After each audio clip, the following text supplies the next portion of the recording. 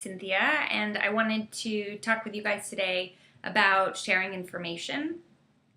Really talking about those times where you've experienced something and someone else maybe is having a similar experience, and you really want to share what you've gone through to help them gain clarity around an experience, potentially prevent them from maybe some of the mishaps or mistakes that they could potentially make that you've already experienced, or to give them some type of ease with what they are about to go through that you wish that you had known before or maybe after. And I've been thinking a lot about this because um, it's very, very common for us to take personal experience and then apply it, and give it to the world and share it with the world.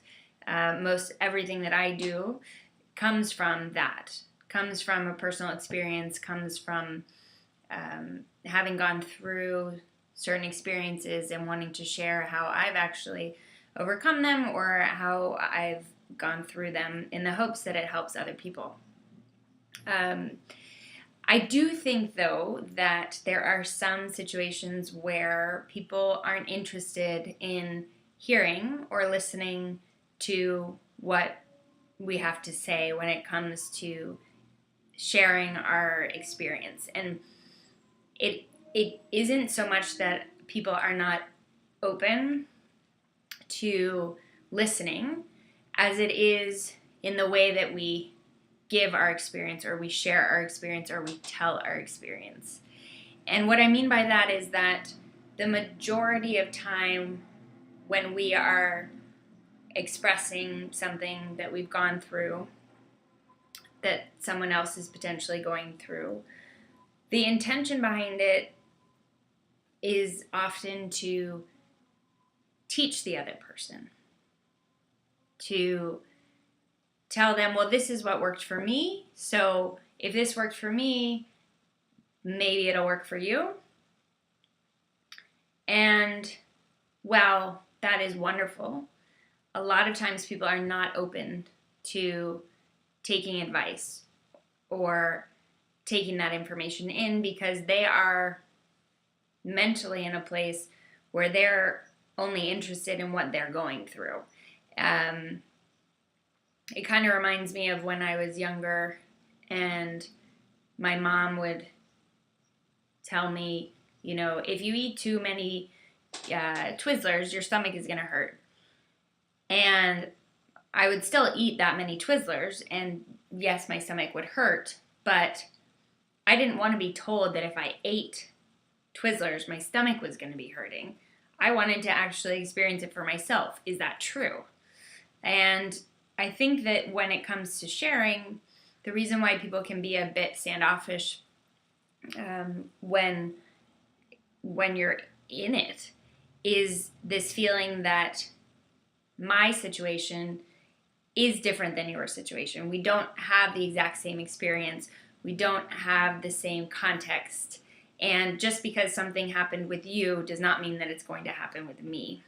Just because you felt this way does not mean I'm going to feel this way. Just because this is the outcome that happened for you, that does not mean that that's the outcome that's going to happen for me. And I believe in honoring where the individual is at.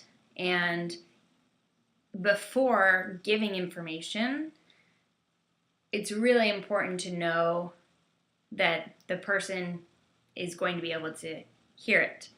And what is a great way to know that is to simply ask, can I share an experience with you that's very similar to what you're going through or what you've been going through or what you're about to encounter? And can I give you advice that someone gave me that was really helpful in this moment? And if the person says, actually, no, I'd really love to just go through this on my own, then it's about respecting that response. And if the person is, yes, please tell me, obviously you go right ahead. I think that in these situations, it really is important to ask the person before launching in, because launching in can really make the other person defensive, make the other person feel that, you know, how do you know what I'm going to feel? And nobody likes to be told how they're going to feel or what they need to do. And most of us want to figure it out on our own.